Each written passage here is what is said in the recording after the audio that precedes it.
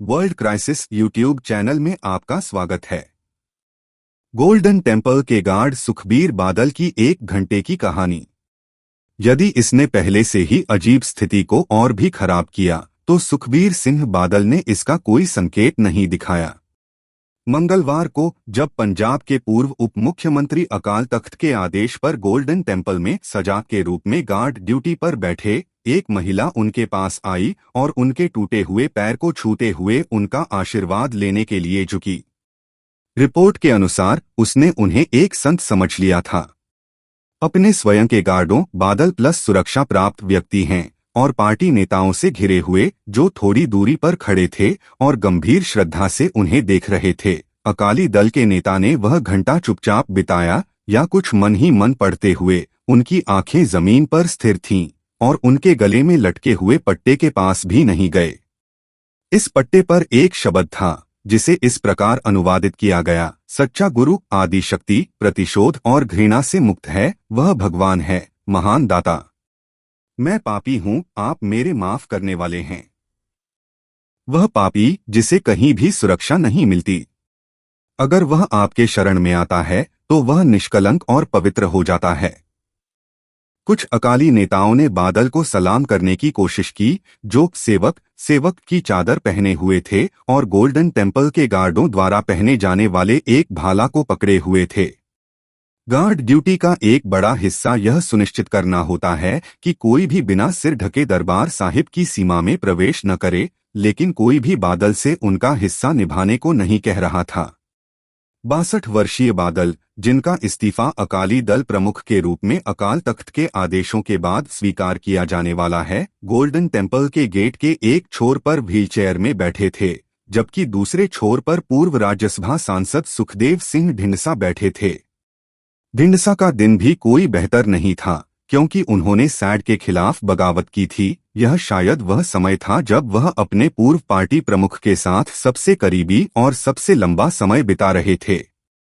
88 वर्षीय ढींडसा के चारों ओर उनका दल छोटा था और जैसे ही सर्दी की धूप उनकी व्हीलचेयर पर पड़ी, ढींडसा को सोते हुए प्रतीत हो रहे थे।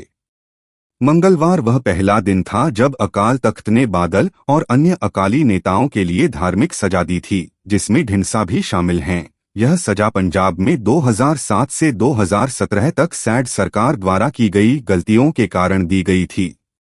उन्हें इन कर्तव्यों को लगातार 10 दिनों तक करना है। उनकी उम्र का सम्मान करते हुए बादल और ढींडसा को शौचालय साफ करने जैसी सजा से बचा लिया गया। उदाहरण के लिए अकाली नेता बिक्रम सिंह मजीठिया की तरह नहीं, और उन्हें गार्ड ड्यूटी पर लगाया गया। 1 घंटे के बाद उन्हें गोल्डन टेम्पल में कम से कम 1 घंटे की कीर्तन भक्ति गीत सुननी होती है और कुछ कर सेवा और करनी होती है। बादल ने लंगर के बाद गंदे बर्तन इकट्ठा करने की सेवा दी। साले मजीठिया, जिन्हें भी टांखिया घोषित किया गया था, गोल्डन टेम्पल के पास गुरु अर्जन देव धर्मशाला में शौचालय साफ कर रहे थे। भक्तों और आगंतुकों को निर्देश दिया गया था कि जब तक अकाली नेता शौचालय साफ कर रहे हैं वे शौचालय का उपयोग न करें। मजीठिया 48 शौचालय साफ करने के लिए घुटनों के बल बैठ गए और अपनी फिटनेस से कई लोगों को प्रभावित किया। कुछ अकाली नेताओं को रसोई कार्य में लगाया गया है और जिन लोगों ने मंगलवार को कर सेवा की उनमें सैड के कार्यकारी अध्यक्ष बलविंदर सिंह भुंडर और पूर्व मंत्री दलजीत सिंह चीमा, जगीर कौर, प्रेम सिंह चंडूमाजरा, सुचा सिंह लंगाह, महेश इंदर सिंह ग्रेवाल, चरणजीत सिंह अटवाल, आदेश प्रताप सिंह कैरों, जन्मेजा सिंह सेखों, हीरा सिंह गाबरिया, गुलजार सिंह रानीके, सुरजीत सिंह राखड़ा और परमिंदर सिंह ढींडसा शामिल थे। चंडूमाजरा, जो कुछ एक नेताओं में से एक थे जिन्होंने सेवा के बाद बात की, ने कहा, हम इस प्रकार सांसारिक मामलों में व्यस्त रहते हैं, लेकिन जब हम एक गुरुद्वारे में सेवा करते हैं तो हमें अपनी गलतियां समझ में आती हैं।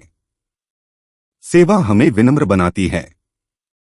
यह भगवान को खुश करता है।